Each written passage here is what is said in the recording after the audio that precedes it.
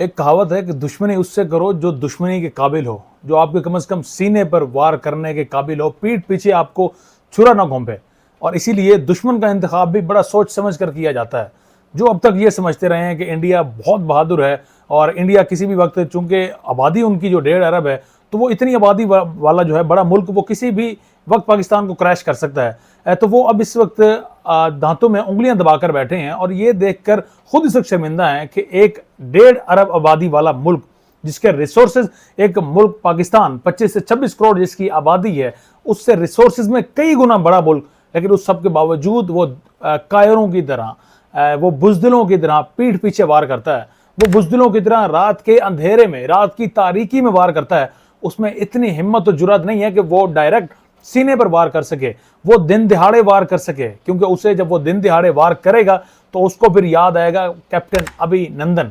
उसको याद आएगा कि किस तरह से उस जहाज को पाकिस्तान की एयरफोर्स ने मार गिराया और किस तरह से उसकी जो हालत थी। आज भी जो चाय है, चाय को एक मजाक बनाया जाता है, खास तौर पर इंडिया में। पाकिस्तानी उनको अक्सर उनका मजाक उड़ाते हैं कि द टी इज़ फैंटास्टिक, तो इस वाले से उनको रिलेट करते हैं। तो ये जो चीज़ है वो अभी तक उसका पीछा है, उससे इस चीज़ से नहीं छुड़ा पाए थे इंडिया। और उसके बाद उन्होंने दोबारा से एक ऑपरेशन लॉन्च किया, ऑपरेशन जिसे सिंदूर का नाम दिया गया है। और इस ऑपरेशन में उन्हें कैसे मुंह की खाना पड़ी, इस हवाले से भी बात करते हैं। और खास तौर पर जो इंडियन मीडिया, जिसको गोदी मीडिया भी कहा जाता है, जो मोदी, आप समझ लें कि मोदी ने गोद ले रखा है इस सारे मीडिया को, इंडियन मीडिया को, जो बड़े आपको चीख रहे होंगे, चिल्ला रहे होंगे, आप सुन पा रहे होंगे उनको। तो वो तमाम का तमाम मीडिया इस हवाले से बड़ा एक्सपोज हो गया। हमेशा से जो फेक न्यूज़ है इंडियन मीडिया की जानब से फैलाई जाती रही है। जिस तरह से अभिनंदन को पाकिस्तानियों ने यहाँ पर पकड़ा, उनका जो एयरप्लेन है उसको जो है क्रैश किया, एयरजेट को, और उस सब के बावजूद वो उस वक्त क्लेम कर रहे थे कि पाकिस्तान के F-16 को मार गिराया गया है। हालांकि वो F-16 नहीं, वो उस वक्त उनका अपना जहाज था। खैर, इसी तर्ज पर इंडियन मीडिया अभी भी इस वक्त सब पर सबकत लिए हुए है और दोबारा से फेक न्यूज़ का एक इस वक्त प्रोपेगेंडा जो है उसकी कमान को इस वक्त संभाले हुए है। और अब उनकी रिपोर्ट्स के मुताबिक जनाब, एक तो ना सिर्फ ये इंडियन मीडिया की रिपोर्ट्स हैं, बल्कि ये इंडियन जो आर्मी है उनकी भी रिपोर्ट है कि जनाब उन्होंने 9 ऐसी जगह हैं जिनको टारगेट किया, 9 शहरों में, और टारगेट करके जब वहाँ पर जो दहशतगर्द थे उनके बकौल इंडिया के, उनको जो है वो मारा गया है और उनके ठिकानों को हिट किया गया है। सबसे पहले तो इस वाले से आपके सामने रखेंगे कि इस बुज़दिल दुश्मन की कार्रवाई में जिनको दहशतगर्द बताया जा रहा है वो असल में कौन थे। तकरीबन पाकिस्तान के 6 शहर हैं जिनमें ये टारगेटेड मिसाइल जो है इनसे हमला किया गया।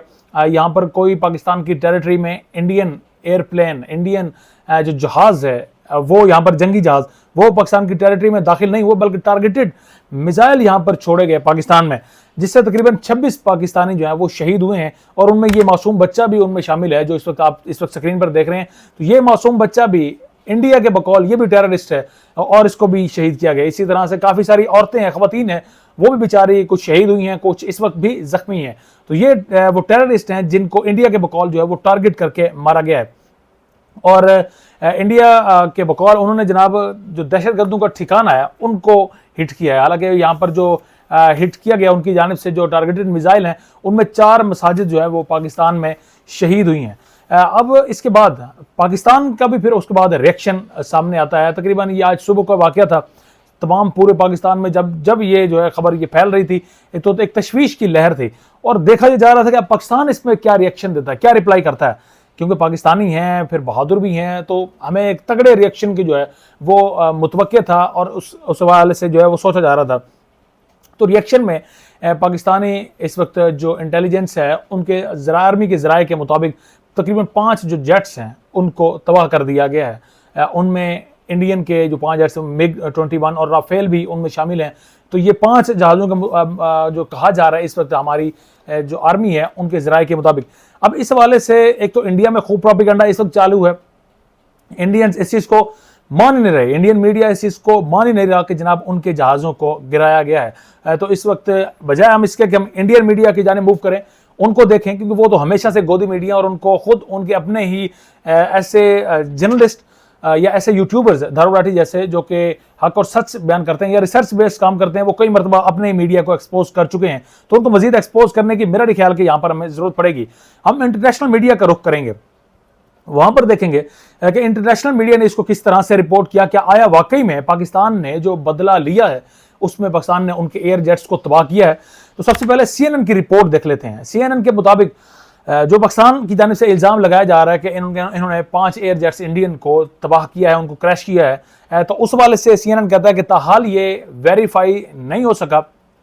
लेकिन जो जम्मू कश्मीर है यानी इंडियन ऑक्युपाइड कश्मीर, वहां पर एक गवर्नमेंट के जराये ने इस बात की तस्दीक की है कि एक स्कूल की इमारत के ऊपर एक अनआइडेंटिफाइड जो है वो जहाज वो गिरा है, यानी कि ये नहीं मालूम कि वो राफेल है वो कौन सा है, लेकिन वहां पर एक जहाज जरूर गिरा है।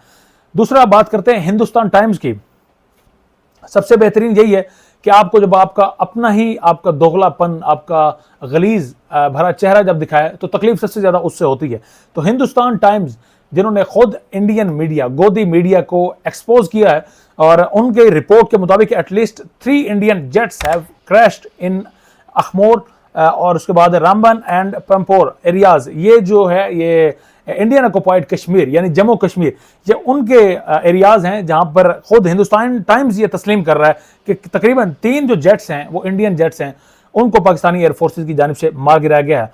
दूसरा आ जाता है एपी न्यूज। एपी न्यूज के मुताबिक जम्मू कश्मीर में 2 जहाज गिरकर तबाह हो चुके हैं, उनका मलबा भी मिल चुका है, जिसको बाद में जितना जल्दी हो सका, उनकी कोशिश तो यही थी कि जितना जल्दी हो सके इस मलबे को रिमूव किया जाए, लेकिन उस सब के बावजूद जो सुबकी है उस सब का सामना करना पड़ा है इंडियन आर्म फोर्सेस को। अब सबसे अहम जो है वो बीबीसी की जानिब बढ़ते हैं। बीबीसी के मुताबिक कुछ अनआइडेंटिफाइड जहाज तबाह हुए हैं, मगर ये कौन से हैं और किसके हैं इस हवाले से मालूम नहीं है। तो एक चीज़ वाज़ेह है कि जितने भी ये जहाज़ हैं जिनको पाकिस्तानी जो हमारी आर्म फोर्सेज हैं, एयरफोर्स है, इनकी जानिब से मार गिराया गया है, ये इंडियन ऑक्युपाइड कश्मीर में ये जहाज़ गिरे हैं। तो इसका मतलब ये है कि ये इंडियन ही एयरफोर्स के ये जहाज़ हैं जिनको तबाह किया गया। और पाकिस्तानी एयरफोर्स हमेशा से ही इंडियन पर काफ़ी सबकत ले जाती रही है। अभिनंदन की मिसाल आपको मैंने पहले दी।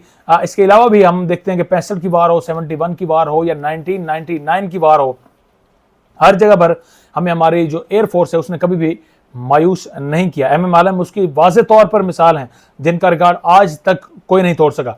तो इंडियन मीडिया जो अफवाहें फैलाता रहा कि F-17 को मार गिराया गया है या पाकिस्तानी जो एयर जेट्स हैं इनको क्रैश किया गया, इनको तबाह किया गया है, उस हवाले से अभी तक ना तो इंटरनेशनल मीडिया ना ही कोई खुद इंडियन गोदी मीडिया इस हवाले से कोई सबूत प्रोवाइड कर सका है।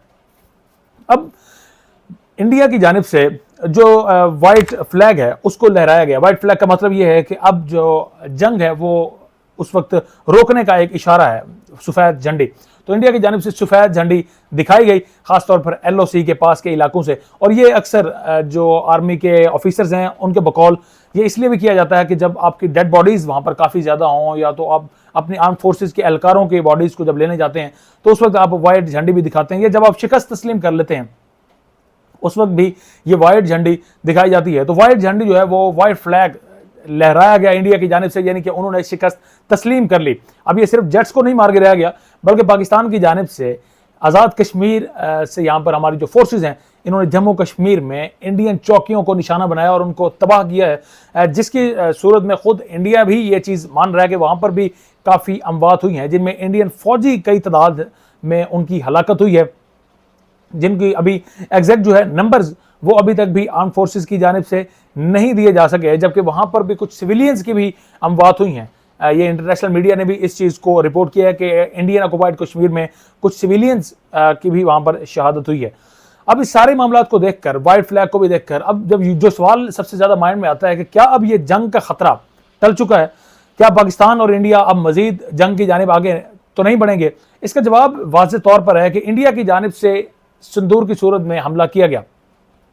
पाकिस्तान ने सिर्फ उस हमले में इस्तेमाल होने वाले या जो वहां पर पेट्रोलिंग कर रहे थे उन एयर जेट्स को तबाह किया है। असल में पाकिस्तान ने अभी रिटेलिएट नहीं किया, अभी जो जवाबी कार्रवाई है वो अभी देना बाकी है। ये चीज़ बिल्कुल ठीक है कि कुछ गवर्नमेंट के सोर्सेज या राना सनाउल्लाह ने जो रिसेंटली बयान दिया है कि अब अगर हमारी तरफ से बदला लिया जा चुका है, अब अगर इंडिया की जानिब से कुछ किया गया तो उसके बाद में रिप्लाई में हम कुछ करेंगे, लेकिन अभी जो आर्मी ज़राए हैं उनके बकौल अभी बदला लेना बाकी है। और इस चीज़ का खुद UN के चार्टर आर्टिकल 51 के मुताबिक पाकिस्तान को यह हक हासिल है कि पाकिस्तान अपनी खुद इरादियत के लिए दोबारा से जो अटैक है वो दोबारा कर सकता है, अटैक बैक कर सकता है। उसमें वो किसी भी शहर, किसी भी जगह का तयन कर सकता है। और ये जवाब देना बहुत जरूरी भी इस वक्त पाकिस्तान के लिए हो चुका है। उसकी एक रीजन है, आज इंडिया ने सिंदूर के नाम से ऑपरेशन किया, पाकिस्तान में सिविलियंस को निशाना बनाया। अब अगर मौसर कार्रवाई ना की गई, जवाब ना दिया गया, तो इंडिया को यह शाह मिल जाएगी और उससे होगा क्या कि वो कभी भी किसी भी वक्त पहलगाम जैसे या इस तरह के खुद के प्लांटेड हमले भी करवा कर पाकिस्तान पर अटैक कर सकता है। आज उसने सिंध-ताश मुआहदे के हवाले से बताया, कहा कि जनाब वो इस मुआहदे से पीछे हटेगा, ख़त्म करेगा। इवन कि उसने जो नीलम झेलम पावर प्रोजेक्ट है उसको भी टारगेट किया है आज़ाद कश्मीर में। तो उसकी जानिब से इशारे वाज़े तौर पर इस वक्त मिल रहे हैं कि इंडिया अब किसी भी सूरत में वो जंग की जानिब ही बढ़ रहा है, वो कभी भी बाज नहीं आएगा। उसको बाज या उसे किस तरह से कंट्रोल रखना है वो वाज़े तौर पर है कि हमें अब दोबारा से रिटेलिएट करना पड़ेगा, हमें दोबारा से इंडिया पर अटैक करना पड़ेगा। इंडिया ने हमारे सिविलियंस जगहों पर अटैक किया, आप चाहे उनकी सिविलियंस एरियाज में अटैक ना करें, लेकिन आपके पास और भी काफ़ी सारे ऑप्शंस हैं। सिंध-ताश मुआहदे से पीछे हटने का इंडिया कह रहा है, वहाँ पर इसने काफ़ी सारे डैम्स भी तामीर कर रखे हैं जो कि इलीगल भी हैं, जिनकी वजह से हमारा पानी जो है वो हमें कम मिकदार में मिल रहा है। तो सबसे पहले पाकिस्तान को चाहिए कि उन डैम्स को निशाना बनाए, आर्मी की जो तनसीबात हैं उनको निशाना बनाए। और इंडिया को भी इस चीज़ की भनक पड़ चुकी है, इसलिए उन्होंने एयरपोर्ट्स की जो वहाँ पर परवाजें हैं वो मुअत्तल कर दी हैं। एयरपोर्ट्स को खाली करवाया जा चुका है, क्योंकि एयरपोर्ट सबसे ज़्यादा अहमियत के हामिल होते हैं। वहाँ पर एयर जेट्स आपके रुकते हैं और फिर वो आपके जो फ़ज़ाई जंग है उसमें बड़ा कारआमद होते हैं। तो पाकिस्तान वहाँ पर भी अटैक कर सकता है। और पाकिस्तान साथ में जो डैम्स हैं, इलीगल डैम्स हैं, वहाँ पर भी अटैक कर सकता है। आर्मी की जो उनकी तनसीबात हैं वहाँ पर भी अटैक कर सकता है। और सबसे अहम हथियार शिमला मुआहदा से भी हम लोग पीछे हट सकते हैं, यानी जिस LOC को, जिस लाइन को खींचा गया कि यहाँ हम वहाँ तुम, तो इस लाइन से हम पीछे हट सकते हैं। हम कश्मीर पर धावा बोल सकते हैं और कश्मीर को, श्रीनगर तक कश्मीर को अपना हिस्सा बना सकते हैं। ये चीज़ इंडिया के माइंड में है, लेकिन अब सिर्फ उनको याद दिलाने की ज़रूरत है और उनसे अपना बदला लेने की ज़रूरत है, ताकि मज़ीद दोबारा से इंडिया और इस जैसा कोई भी मुल्क पाकिस्तान पर कार्रवाई करने से पहले 1000 बार सोचने